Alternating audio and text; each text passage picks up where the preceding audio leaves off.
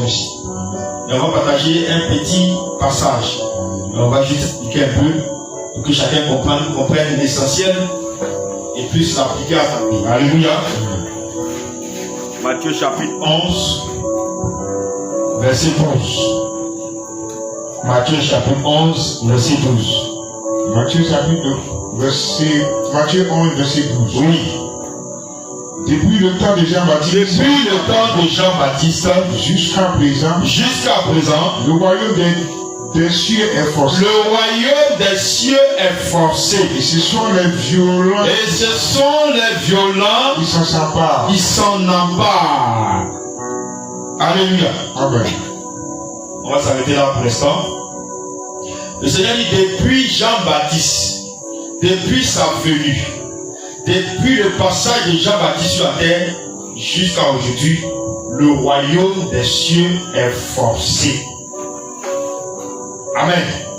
Si on ne vous parle pas du ciel, de quel lieu allons-nous vous parler? Parce que nous tous là-bas cherchons à partir. Personne ici ne cherche à aller en enfer.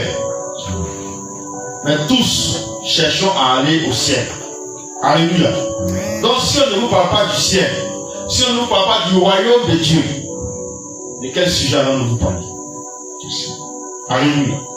Donc il dit le royaume des cieux est forcé. Nous devons comprendre par là, nous sommes à une exhortation, ce n'est pas un enseignement. Nous devons comprendre par là que, alléluia, le royaume des cieux n'est pas impossible. Amen. Le royaume des cieux n'est pas impossible. C'est ce que le Seigneur nous fait comprendre. Si c'était impossible, il allait nous le dire. Si c'était impossible, il n'allait pas permettre. Alléluia. Vous nous dites, faites ceci pour éviter la vie éternelle. Mais c'est parce que le royaume des cieux est accessible. Le paradis est accessible. La nouvelle Jérusalem est accessible. Mais il y a des choses à faire pour l'obtenir. Il y a des efforts à faire pour l'obtenir. C'est ça que le Seigneur veut dire.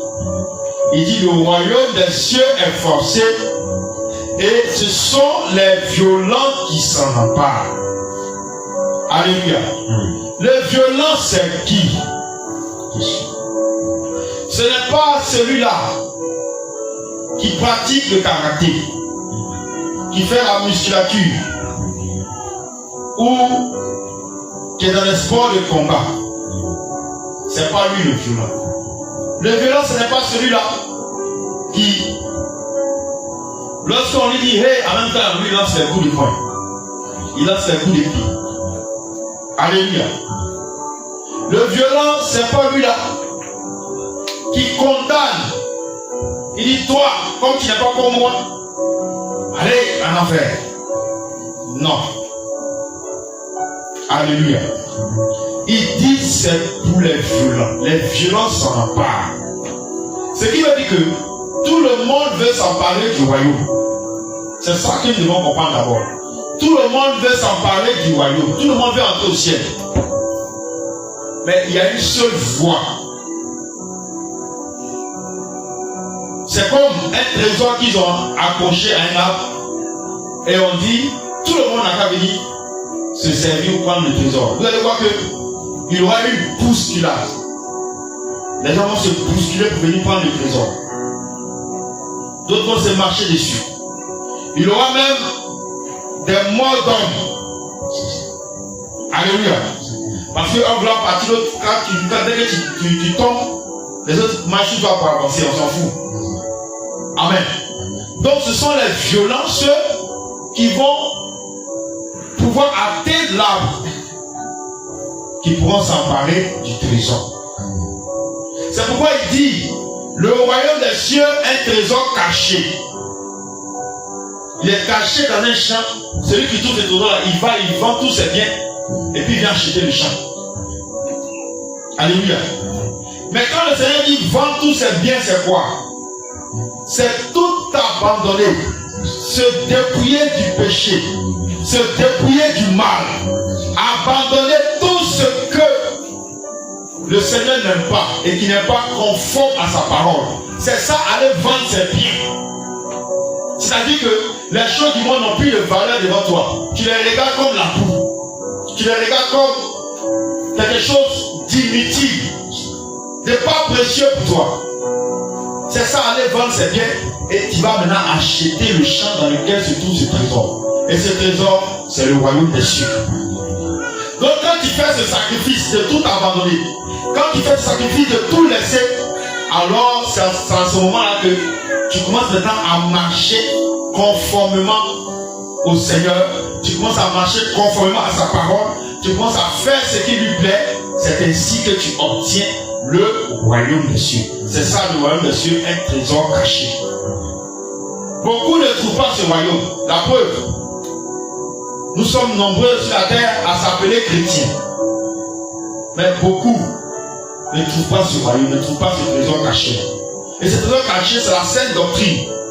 Ce trésor caché, c'est la sainteté. Ce trésor caché, c'est la sanctification, la justice, l'amour, la vérité, le pardon, le renoncement de soi, la repentance. C'est ça ce trésor caché. Donc si tu n'as pas appris ça, ou tu ne connais pas ça, tu ne pourras pas vendre tes biens qui sont la colère, qui sont le mensonge, qui sont l'impudicité, qui sont le vol, qui sont les parures de Jézabel, qui sont la conformité avec le monde. C'est ça, c'est tout ça qui constitue tes trésors. Voilà pourquoi, quand nous annonçons la parole à des gens, ils sont tellement attachés à ces choses-là, ils refusent de laisser. Sachant que ce qu'on dit c'est la vérité, ils savent que ce qu'on dit là c'est la vérité, mais leur cœur est attaché à ça. Donc ils refusent de laisser. C'est là-bas leur trésor. Alléluia. Donc c'est là-bas le bien. Le bien dont tu dois s'en débarrasser. Le bien qu'il doit vendre pour pouvoir avoir de l'argent, acheter le royaume, acheter la parcelle ou le champ où se trouve le trésor. Alléluia. Est-ce que quelqu'un me comprend? Amen. Voilà. Donc, le royaume des cieux est forcé. Ce qui veut dire, il y a des sacrifices que chacun de nous doit faire pour le Seigneur. Il y a des sacrifices que chacun de nous doit faire pour hériter la vie éternelle. Les gens vont dire, Jésus a déjà fait le sacrifice, a déjà tout payé. C'est vrai. Mais parce que Jésus a tout payé, tu dois vivre conformément au sacrifice qu'il a fait. Puisque le sacrifice qu'il a fait, c'est de te délivrer du péché. Alors pourquoi vis-tu encore dans le péché? Si tu crois que le sacrifice que Jésus a fait là, c'est déjà tout payé. Ta vie doit confirmer ton salut. Ta marche chrétienne doit confirmer que tu es sauvé. Mais si tu vis comme un condamné, tu seras condamné. Mais tu dois vivre comme quelqu'un qui a gagné le salut, parce que tu ne te sanctifies pas pour être sauvé. Tu te sanctifies parce que tu es sauvé. Tu te sanctifies parce que tu es mis à part. Tu n'es plus pareil comme avant. C'est à cause de ça que tu te sanctifies. Pour prouver que Jésus est avec toi. Pour prouver que Jésus t'a changé là. C'est pour ça que tu te sanctifies. Alléluia. Amen. Mais il ne faut pas te sanctifier. Il ne faut pas te dépouiller. Parce qu'on a dit, ici là on s'est dépouillé. Alléluia. Amen. Il ne faut pas te dépouiller. Parce qu'on dit, ça là c'est pas bon. Non. C'est pas pour ça que tu dois faire ça. Tu dois faire ça parce que dans le dépouillement se trouve aussi ton salut. Donc tu te dépouilles parce que tu es enfant de Dieu. Et pourquoi enfant de Dieu? Parce que Dieu qui n'a pas créé ces choses, il n'aime pas ces choses. En tant qu'enfant, tu dois obéir à ton Père. C'est pourquoi tu te dépouilles. Alléluia. Mais si tu te dépouilles, parce que les hommes de Dieu ont dit ça là, Dieu n'aime pas, Dieu n'aime pas.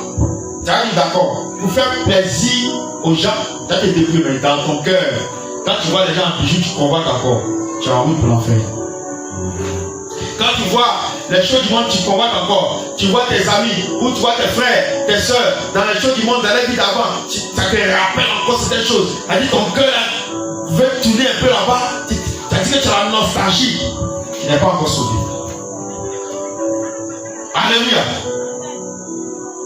Mais tu te sanctifies parce que dans ta tête là, tu n'es plus du monde. Et de la même manière que les gens vivent au ciel, c'est comme ça que toi aussi tu dois vivre sur la terre. C'est pourquoi tu te sanctifies. Alléluia. Mais si tu te sanctifies pour faire plaisir à quelqu'un, si tu te sanctifies parce que dans l'église tout le monde se sanctifie, mais tout le monde s'est débrouillé, parce que c'est une mode, c'est que tu n'as rien compris. Alléluia. C'est que tu n'as rien compris. Mais on se sanctifie. On se sanctifie parce qu'on est déjà sauvé. Parce qu'on croit qu'on est déjà sauvé. Regardez un peu.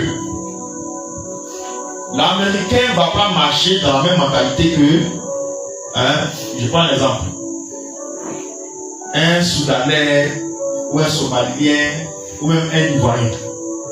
Quand un Américain va arriver en Côte d'Ivoire, par rapport à ce qui se passe dans son pays, par rapport à ce que son pays est, il va voir la Côte d'Ivoire comme un petit pays, comme un pays insignifiant. Et sa manière de faire, de se comporter, en fait, c'est pas qu'il fait exprès. Mais ça dépend d'où il vient. Tu vois un peu. Ça dépend d'où il vient. Là-bas, là, tout est haut niveau, haut de gamme. Mais quand il arrive ici, il voit que c'est la chose simple. Il va se comporter, comme on le dit.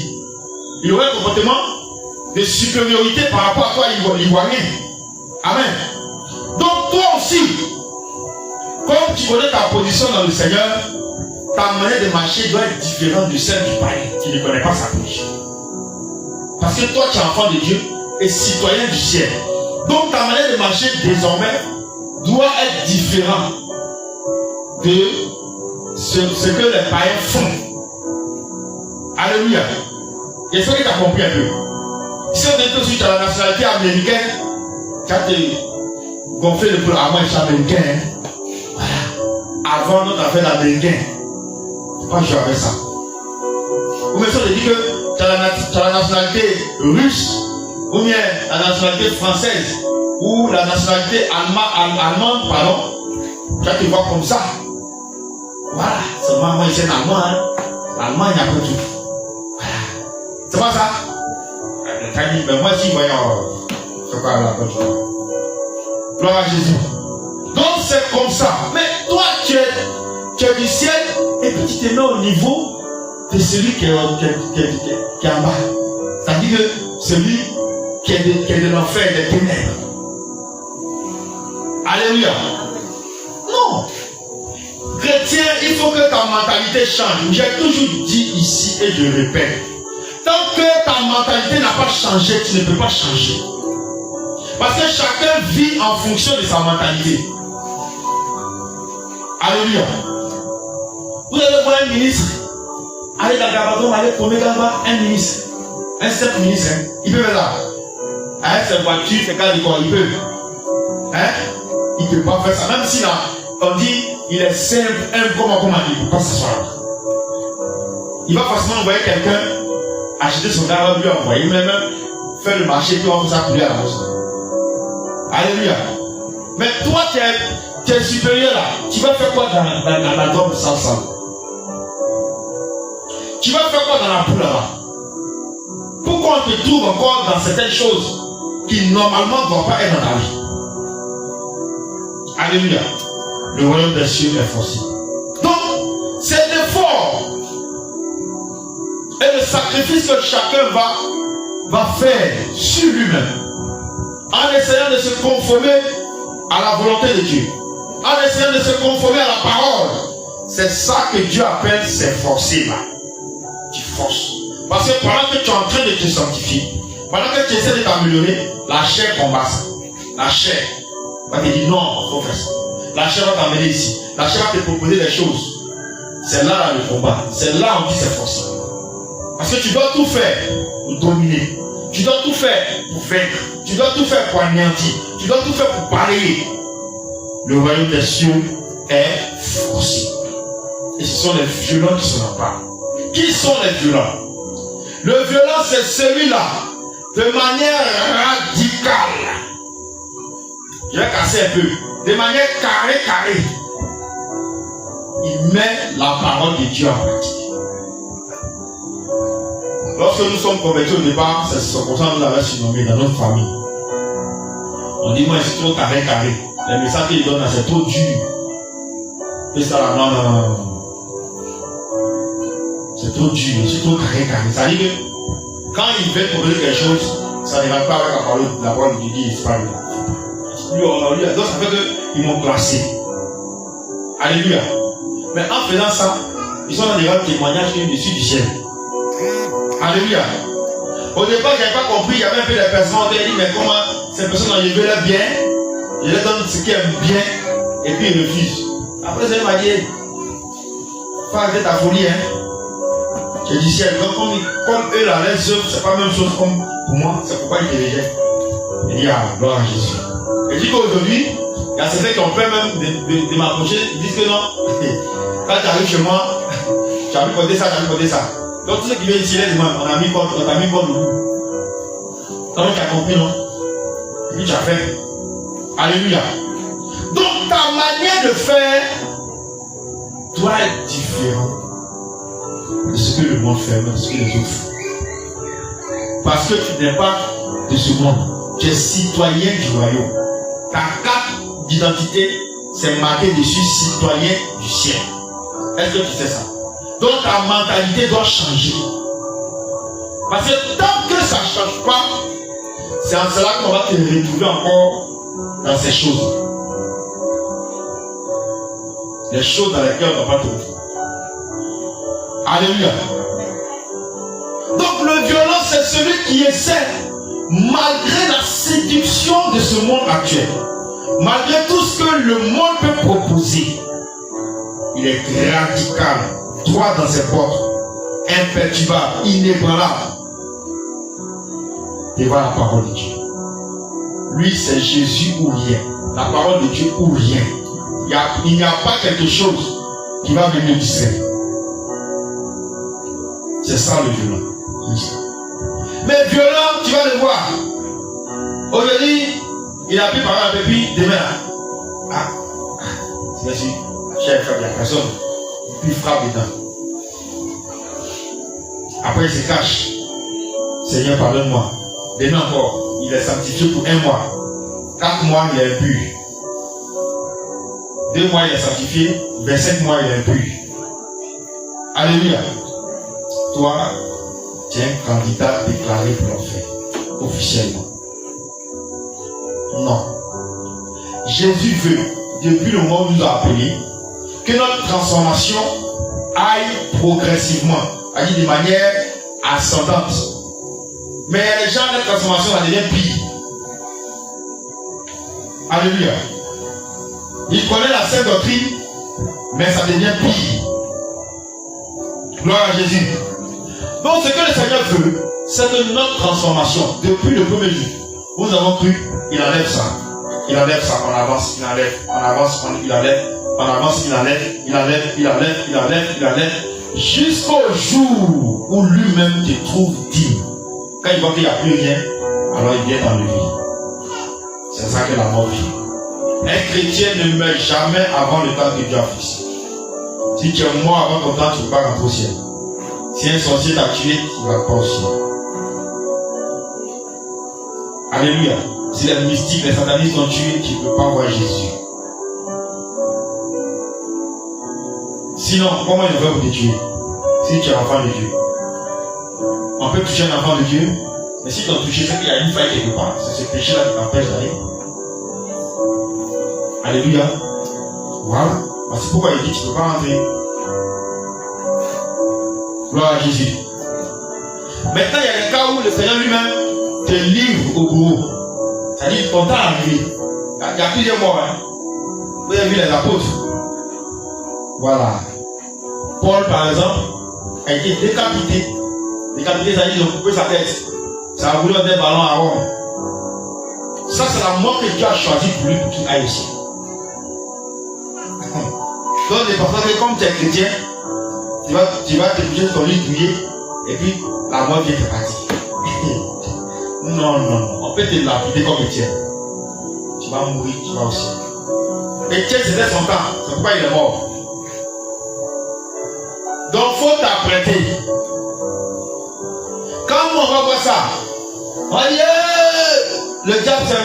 Pourquoi il n'est pas mort naturellement? Le diable a tué. Quand c'est lui a fait accident.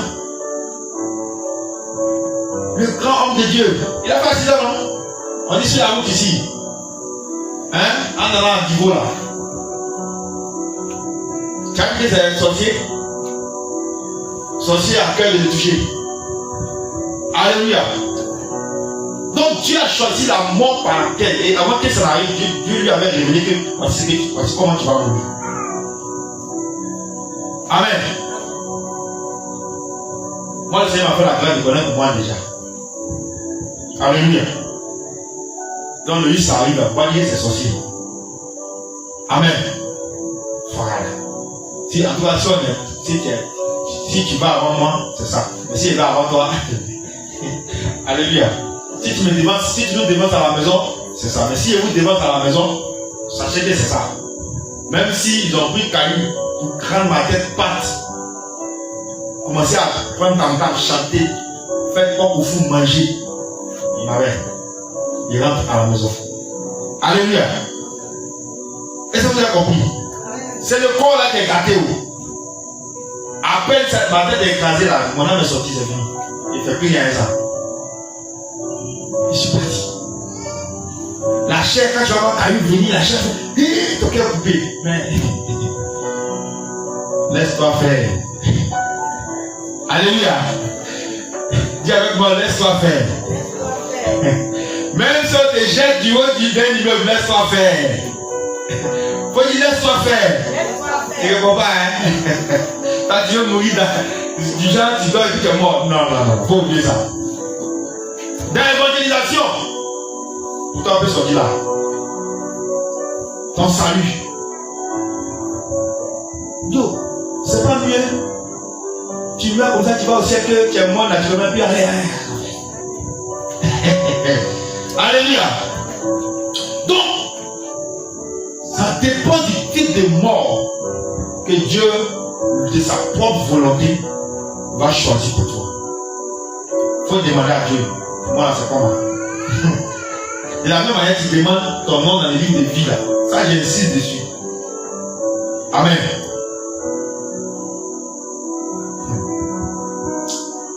Quelqu'un au milieu de nous m'a raconté deux visions au songe. De manière, ça dit, et puis devant là-bas, la même personne a eu la même vision. Il y a deux personnes parmi nous dont le nom n'est pas mentionné dans les livres de vie. Et à cause de quelque chose qui est dans leur vie.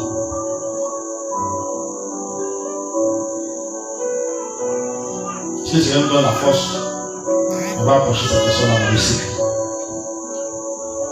Alléluia. Vous voyez, ton nom n'est pas d'état.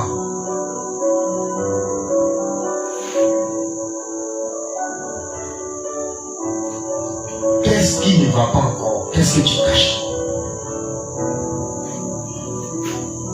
C'est quoi tu ne veux pas encore laisser? Mais qu'est-ce qui est en toi?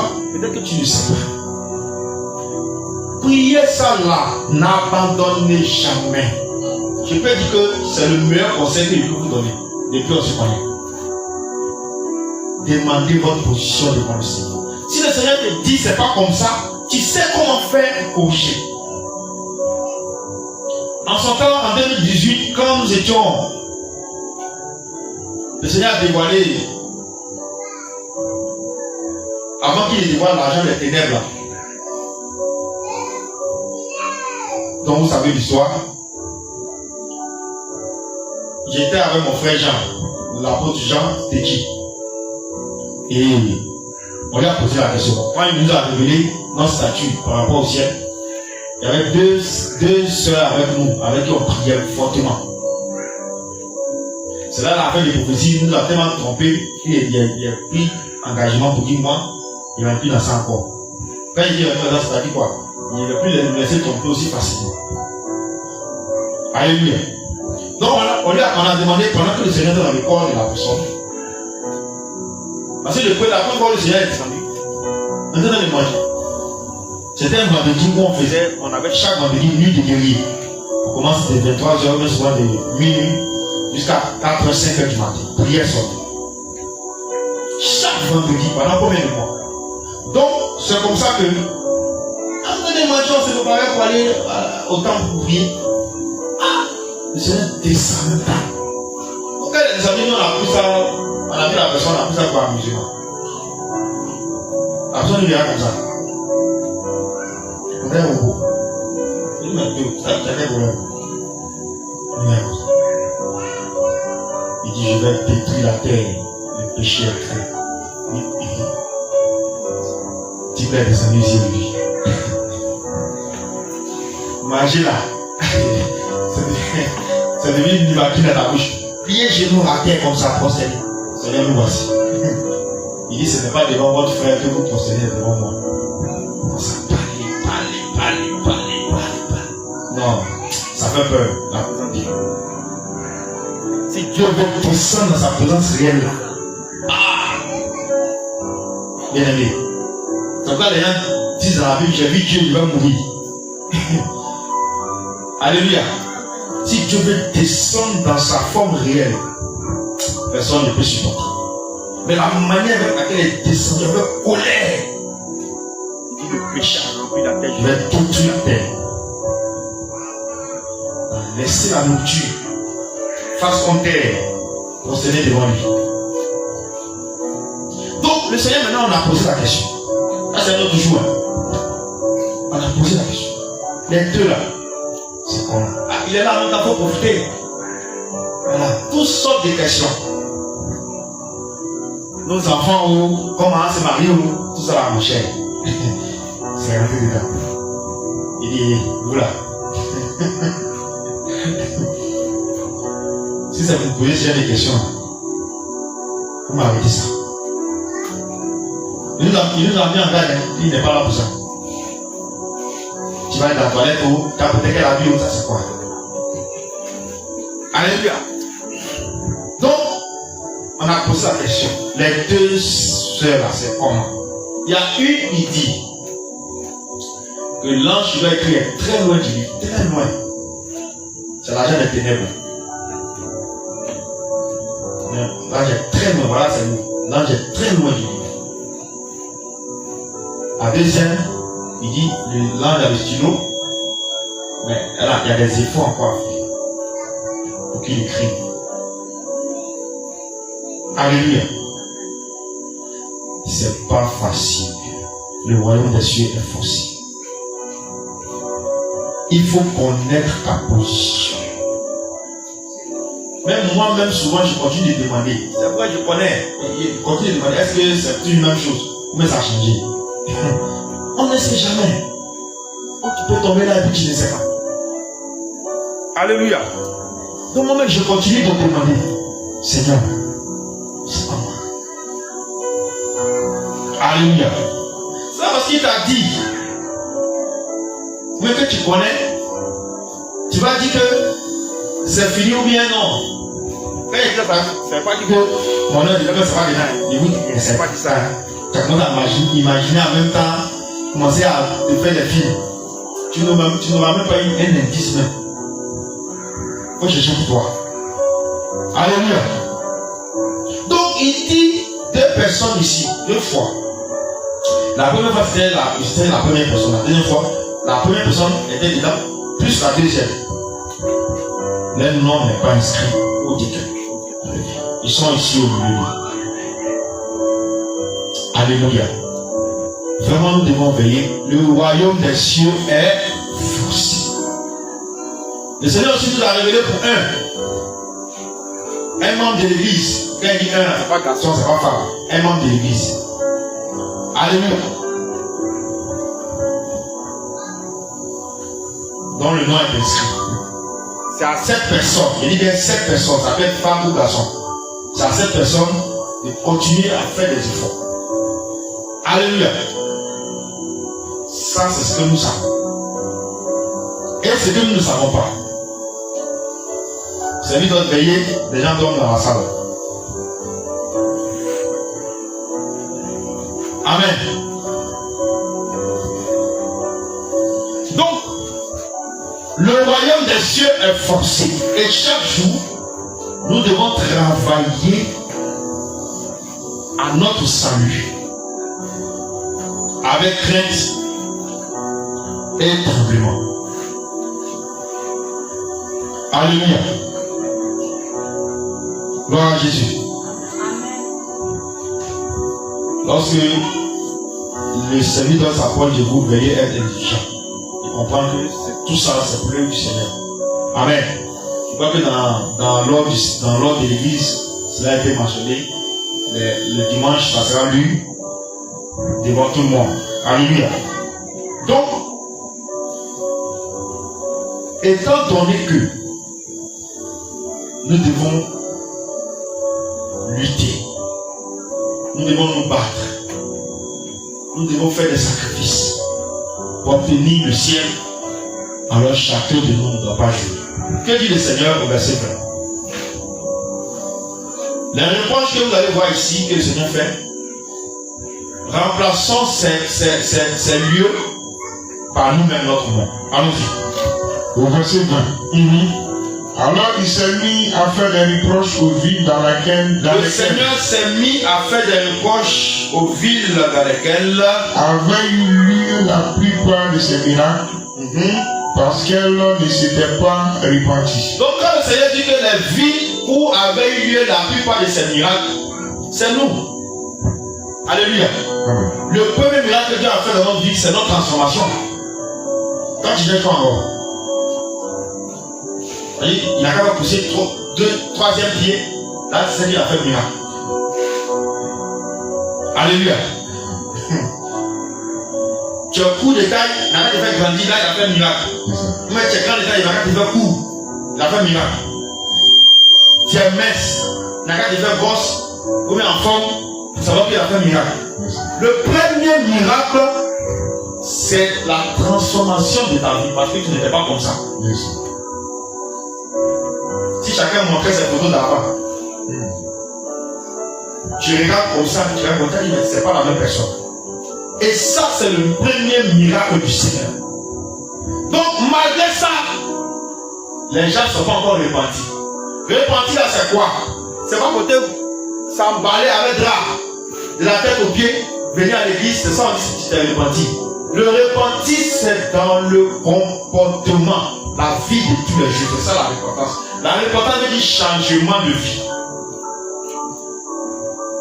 Dans d'autres versions de la Bible, on parle de changer de vie. C'est ça la repentance.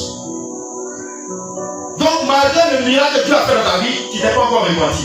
Donc, c'est pourquoi il t'adresse, alléluia, ces reproches-là. Allons-y. Verset 21. Malheur à toi, Corazin. Malheur à toi, Bethsaida. Ce sont des villes par lesquelles il est passé, il a fait des miracles, il a enseigné, il a fait des prodiges, mais ils n'ont pas cru. Ils ne sont pas repentis de leurs péchés. Quand il a fini de passer, c'est comme quand on finit d'annoncer l'évangile ici, on s'en va, les enfants, ils disent qu'ils ont compris, mais quand on s'en va, ils reprennent leur vie encore. C'est un malheur. Toi aussi qui connais la vérité, tu retournes à tes vomis. Tu réponds les mêmes choses. Sachant que Christ t'a transformé. Sachant que Christ t'appelle à la repentance, t'appelle à la sanctification, que tu réponds ça, malheur aussi à toi. Allons-y. Malheur à toi, Corazin. Malheur à toi, Bethsaida. Oui. Car si les miracles ont été faits. Si les miracles ont été faits à ceux qui sont morts, qui sont au service des morts présentement, au milieu de vous, avaient été faits dans Tyr et dans Sidon. Tyr et Sidon, ce sont des villes païennes qui ont subi la colère de Dieu, oui. Il y a longtemps qu'elles se seraient repenties. Il y a longtemps, les morts qui sont en train de souffrir en enfer, si le même enseignement, la sainte doctrine avait été enseignée, ces personnes-là se seraient repenties et seraient sauvées, ce n'est pas en fait. Donc, malheur à toi, tu as entendu, mais tu continues. En prenant le sac et la cendre. Oui, ils devaient se repentir en s'humiliant. En Israël, quand ils sont dans le jeûne, ils devaient s'humilier devant Dieu. Ils portent des habits déchirés, ils portent sacs déchirés, et puis ils versent sang dessus comme ça, pour montrer leur humiliation, pour montrer que vraiment ils sont abattus dans le jeûne. C'est pourquoi je vous le dis. C'est pourquoi Dieu te dit, au jour du jugement, au dernier jour, Tyr et Sidon, ces morts qui sont morts dans le péché et qui sont présentement au sauvé de mort, côté lieu de tourment, seront traités moins du bout. Leur châtiment sera moins par rapport à toi.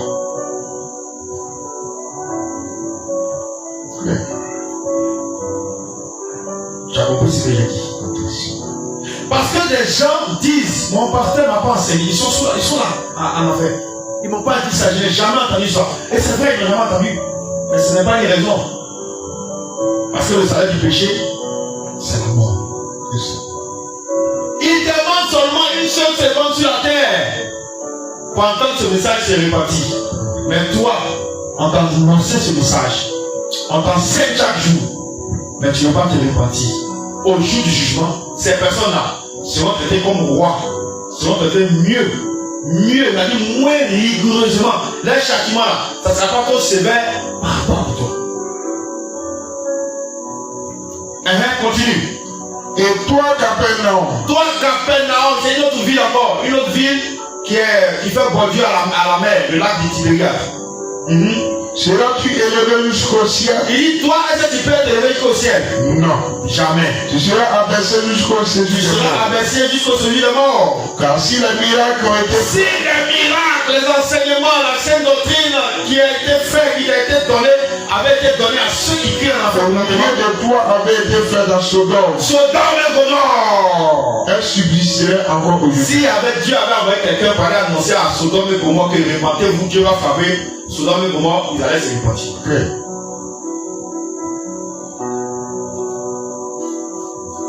Alléluia. Mais toi, on te parle de repentance. Toi, on te parle de sainte doctrine. Toi, on te parle de sanctification. Toi, on te parle de pureté. On te parle de sainteté. Continue. Verset 24. C'est pourquoi je vous le dis. Oui. Au jour du jugement, Au jour du jugement, le pays de Sodome sera traité moins difficile. ces personnes qui sont mortes dans le péché, qui souffrent vraiment en enfer, seront traitées moins rigoureusement que toi qui as entendu la parole et qui joues en toi. Bien aimé, le royaume des cieux est forcé. Vas-tu relâcher? Tu penses que tu as déjà trop combattu? Penses-tu que tu as déjà trop fait? Laisse-moi te dire, tu n'as encore rien fait. Le conseil que je peux donner, il faut toujours te dire que tu n'as rien fait encore. Et tu vas continuer à faire. Mais si tu te dis déjà être arrivé, déjà être au top de la sanctification, déjà être au top de l'œuvre de Dieu, alors c'est là que tu vas te tromper, tu vas faire fausse route et te retrouver là où il ne faut pas, là où Dieu n'a pas prévu pour toi. Mais ce sont tes actes et tes péchés qui vont t'amener là-bas. Alléluia. Le royaume des cieux est forcé. Et les violents s'en emparent. Le violent, c'est celui qui, malgré la tendance, malgré tout ce que le monde peut proposer, malgré la solution de ce monde, s'efforce. La Bible dit quoi? Il n'est pas à l'aise, hein? On dit s'efforce de mettre en pratique la parole de Dieu et de suivre à la lettre les recommandations, les instructions laissées par le Seigneur dans sa parole.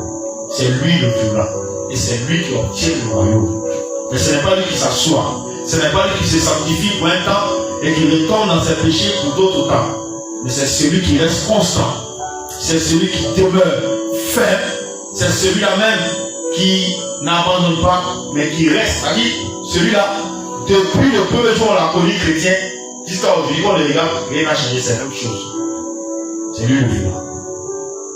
Alléluia.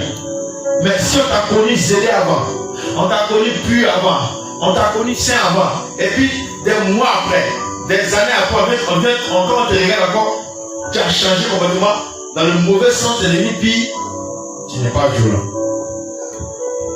Or, on dit, ce sont les violents qui s'emparent du royaume. Alléluia. Ce sont les violents qui s'emparent du royaume des cieux. Le royaume des cieux est forcé. Tu as entendu la parole? Moi je me pose la question, après avoir entendu la parole, qu'est-ce que tu vas faire? Qu'est-ce que tu dois faire? Alléluia. Tu as entendu l'exhortation de ce soir. Qu'est-ce que toi tu dois faire? Je vais t'emmener là à prier certainement. Et tu ne suis pas. Alléluia.